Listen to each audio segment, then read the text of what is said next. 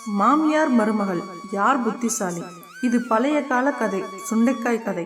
ஒரு கிராமத்தில் ஒரு வயதான பெண்மணி வசித்து வந்தாள். அவள் பெயர் வேலாயி. அவளுக்கு ஒரு மகன் இருந்தான். அவன் பெயர் முத்துக்கருப்பன். அடுத்த கிராமத்தை சேர்ந்த சிலம்பாயி என்ற பெண்ணை திருமணம் செய்து வைத்தாள். மூவரும் ஒன்றாக வசித்து வந்தனர். மிகவும் கீழ்ப்படிதலுள்ள மகனாக முத்துக்கருப்பன் இருந்தான். வீட்டில் வேலாயி வைத்ததே சட்டமாக இருந்தது. வீட்டின் பின்புறம் சுண்டைக்காய் செடி ஒன்று வைத்து பராமரித்து வந்தாள் வேலாயி. செடி நன்கு பூத்து அபரிமிதமாக காய்கள் காய்த்து பார்ப்பதற்கு மிக அழகாக இருந்தது. பழைய காலகட்டத்தில் மக்கள் அதிகமாக இருக்கவில்லை. இருந்த சொற்ப மனிதர்களும் ரொம்பவும் செட்டும் சிக்கனமாக வாழ்ந்தனர். வேலாயும் மிகவும் எளிமையாகவே வீட்டை நடத்தி சென்றாள். சுண்டைக்காய் குழம்புதான் தினமும். சுண்டைக்காய் ஒரு ஆளுக்கு 5 வீதம், தினம் 15 காய்களை பறித்து மருமகள் சிலம்பாயிடம் கொடுப்பாள். வீட்டிலே காய்த்த சுண்டைக்காய் அதிகமான ருசியுடன் இருந்தது. தினம் ஒரு ஆளாக்கு காய்களை பறித்து குழம்பு வைத்து நன்றாக ருசித்து சாப்பிட வேண்டும் என்ற ஆசை சிலம்பாய்க்கு இருந்தது. ஆனால் மாமியார் வேலாயி ஒரு ஆளுக்கு 5 காய்கள் தான் என கணக்கிட்டு பறிப்பாள். பூவும் பிஞ்சும் காயுமாக செடி மிகவும் வளமையாக இருந்தது. ஒரு நாள் வேலாயி, நான் காட்டிற்கு சென்று அடுப்பு எரிக்க விறகு பொறுக்கி வருகிறேன். நீ வழக்கம் போல 15 காய்களை மட்டும் பறித்து குழம்பு வை என்று சிலம்பாயிடம் சொல்லிவிட்டு சென்றாள். அதனால் சிலம்பாய்க்கு மிகவும் சந்தோஷமாகிவிட்டது. அவள் ஆளாக்கு காய்களை பறித்து குழம்பு வைத்தாள். கணவனுக்கும் கொடுத்து அவளும் நல்ல திருப்தியாக சுண்டைக்காய் சாப்பிட்டாள். மாமியாருக்கு 5 காய்களை மட்டும் குழம்பில் விட்டு வைத்தாள். மாலை நெருங்கும் சமயத்தில் விறகு பொறுக்கி வீடு திரும்பினாள் வேலாயி.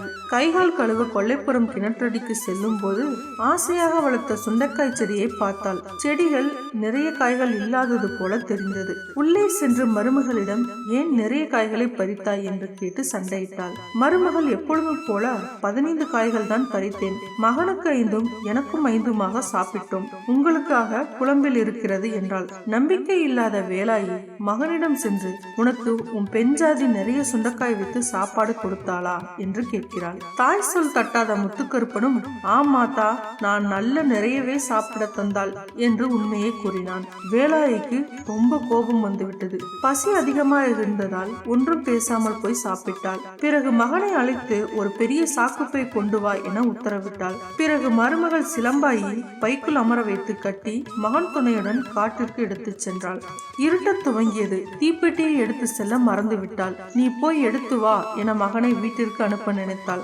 ஆனால் காட்டில் இரவு நேரம் தனியாக இருக்க பயமாக இருந்தது.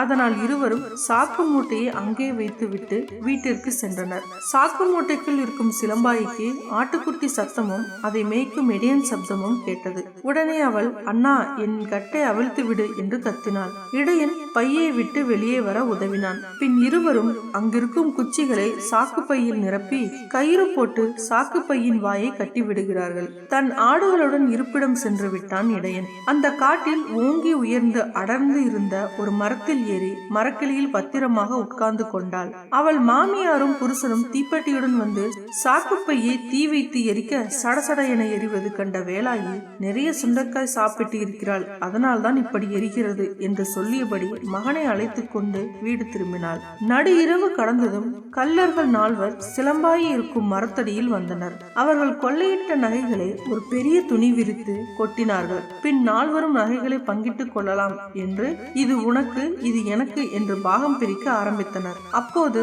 மரத்தின் உச்சி கிளையில் அமர்ந்து இதனை பார்த்து கொண்டிருந்த சிலம்பாயி கத்தினாள். அப்போ எனக்கு என் பங்கு எங்கே என்றாள். கள்வர்கள் 4 மிரண்டு போனார்கள். பயத்துடன் மரத்தின் மேலே பார்த்தால் இருட்டில் உட்கார்ந்து இருக்கும் சிலம்பாயி அவர்களின் கண்களுக்கு தட்டுப்படவில்லை. பயந்து போய் ஒரு பெண் குரல் கேட்டது. அது மோகினியாக இருக்குமோ என்றான் ஒருவன். பிசாசு பயத்தில் ஓட்டம் எடுத்தனர் கள்வர்கள்.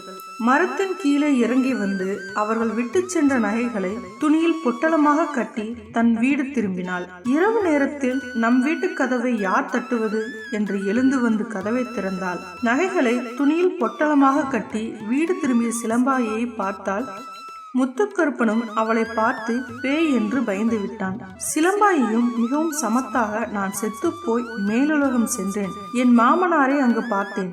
அவர்தான் என் மீது மிகவும் அன்பு கொண்டு இந்த நகைகளை கொடுத்து பத்திரமாக வீட்டிற்கு செல். உன் அத்தையை இங்கு அனுப்பிவை. கொடுக்கிறேன் என்று கூறினார் மாமா என்றாள். அவளுக்கும் இதுபோல் நிறைய நகைகள் வாங்க மிகவும் ஆவலாக இருந்தது. வேலாயிக்கு மனதில் மிகவும் பயமாக இருந்தது. பயப்படாதீர்கள் அத்தை, என்னை பாருங்கள், நான் எவ்வளவு பத்திரமாக வந்து விட்டேன். அதுபோல நீங்களும் போய் மாமாவை பார்த்துவிட்டு நிறைய நகைகளை வாங்கி கொண்டு உடனே திரும்பி விடுங்கள் என தைரியம் கூறினாள். சாக்குப்பை ஒன்றை எடுத்து மாமியாரை அதில் அமர வைத்து வாயை கட்டி இரவோடு இரவாக தன் கணவனுடன் காட்டிற்கு எடுத்து சென்றாள். மறக்காமல் தீப்பெட்டியை எடுத்துக்கொண்டாள். அவளுக்கு அடைக்கலம் தந்த அந்த மரத்தின் அருகில் சாக்குப்பையை வைத்து தீ மூட்டினாள். வேலாயி அலறினாள். சத்தம் போடாதீர்கள், மாமாவை பார்க்க போக வேண்டும் அல்லவா என்றாள். பிறகு தன் கணவனை அழைத்து கொண்டு வீட்டிற்கு திரும்பினாள்.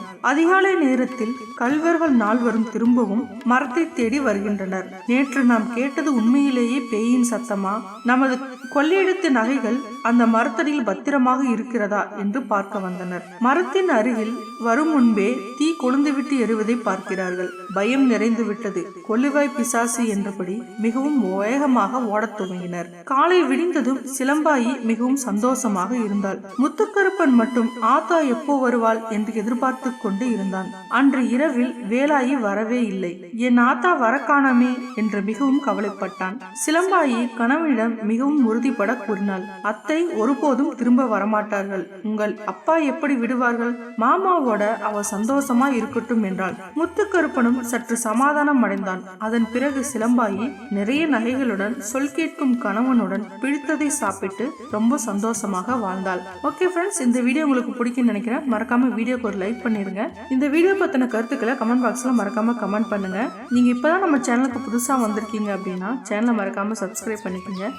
பக்கத்தில் இருக்க பெல் ஐக்கானையும் ப்ரெஸ் பண்ணிக்கோங்க. அப்பதான் நாங்கள் போடக்கூடிய ஒவ்வொரு வீடியோவும் உங்களுக்கு உடனே வந்து சேரும். இந்த வீடியோவை உங்கள் ஃப்ரெண்ட்ஸ் அண்ட் ஃபேமிலிக்கு ஷேர் பண்ணுங்க. Thank you friends.